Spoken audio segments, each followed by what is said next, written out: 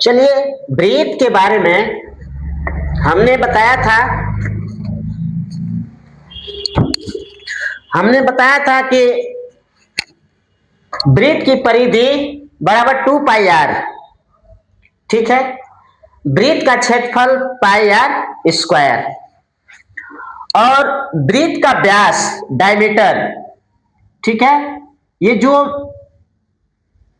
जो रेखा ब्रीथ को अर्ध भाग में बांट देती है, आधा भाग में बांट देती है, ठीक है, उससे व्यास कहते हैं, डायमीटर कहते हैं। ठीक है, और जो इससे छोटी रेखा होती है, ठीक है, व्यास की छोटी रेखा, इसको क्या कहते हैं? जीवा कहते हैं। इसे जीवा कहते हैं। और जो ये सबसे बड़ी रेखा जो ब्रीथ को दो भागों में बराबर बराबर बांटे, उसको व्यास कहते हैं।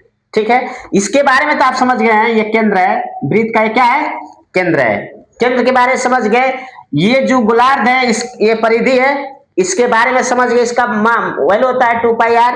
ठीक है, अब देखिए इसका क्षेत्रफल निकालते हैं। अगर ये ब्रीथ का क्षेत्रफल पाई आर स्क्वायर होता है, ठीक है, ये भी जान गए। अब देखिए, अगर कोई सवाल अगर हम दे इस पे, उसको समझिए। यदि किसी ब्रीथ का व्यास,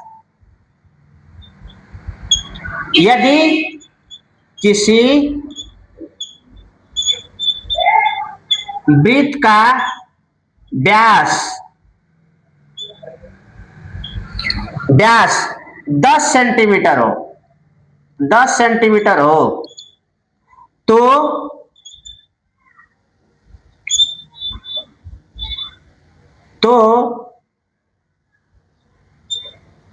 ब्रीथ की परिधि, ब्रीथ की परिधि ज्ञात कीजिए, ज्ञात कीजिए। ठीक है, अब देखिए आपको क्या दिया? व्यास दिया है 10 सेंटीमीटर, लेकिन फार्मूला होता है कि ब्रीथ की परिधि बराबर 2 पाई आर। यहाँ आर जो है दिया है, ठीक है, और यहाँ आपको डी दिया है, डायमीटर दिया है, रेडियस नहीं दिया है। तो इसका फार्मूला होता है कि जब ये सेंटर से, ब्रीथ के सेंटर से देखेंगे, केंद्र से, ठीक है, तो यहां से और यहां तक ये एक त्रिज्या निकलती है, और यहां से मतलब अनेक त्रिज्याएं खींची जा सकती है। तो यहां से भी एक त्रिज्या हुई, यानी एक डायमीटर में कितना होता है? यानी डी बराबर 2r, डी बराबर 2r, मतलब एक डायमीटर में 2 रेडियस होते हैं। तो r बराबर जब करेंगे तो क्या आ जाएगा? d/2। ठीक है, d/2। तो आपका दिया कितना है? व्यास कितना दिया है? 10। तो यही फार्मूला रख दीजिए कि 10 में अगर 2 से भाग करेंगे तो r का मान कितना आ गया? r का मान आपका 5 आ गया। r का मान कितना आया? 5। ठीक है, आपका रेडियस निकल गया। अब ब्रीथ का परिधि, अब यहां लिखिए, ठीक है, कि ब्रीथ की परिधि बराबर क्या होगा? ब्रीथ की परिधि बराबर 2 पाई आर। पाई का मान होता है 22/7, इसको लिखेंगे 2। ठीक है, इसके बाद यहां क्या आ जाएगा? 22/7।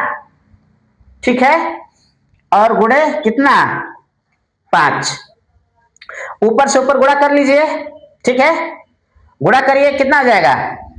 44, और 44 बचे, ठीक है, 4 × 5 = 20, 4 × 5 = 20, 2 × 22, 220/7। 7 से भाग कर दीजिए।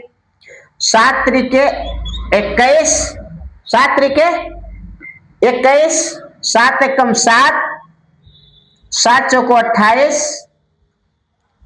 7 × 2 = 14। ठीक है, कितना हुआ?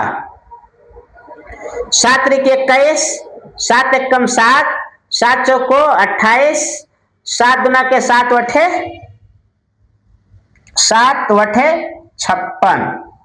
ठीक है, तो ये दशमलव के तीसरा स्थान तक काट के 3 आ जाएगा, ये इतना सेंटीमीटर।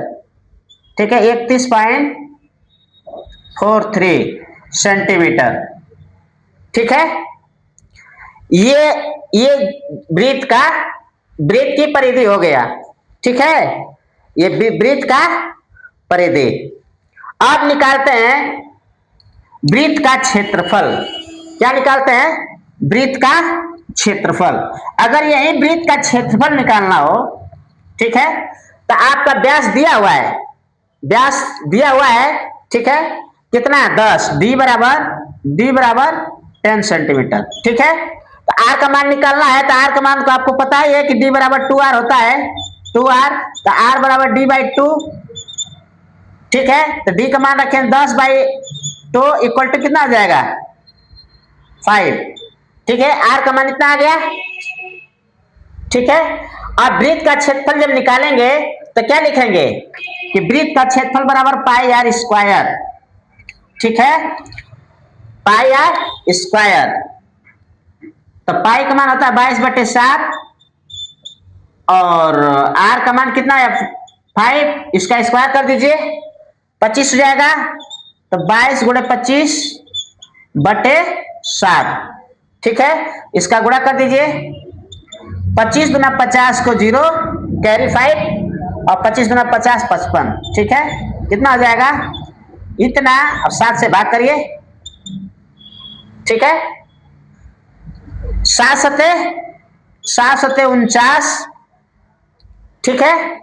7 × 56, 7 × 56.7 बचे 35, फिर 7 सते 49, 7 एक कम 7, मतलब इसका प्योर वैल्यू 78.57, ठीक है। इतना सेंटीमीटर आया समझ में, ठीक है। चलिए,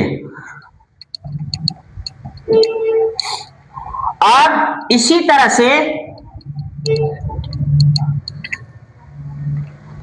से भी दूसरा अगर सवाल दे दें,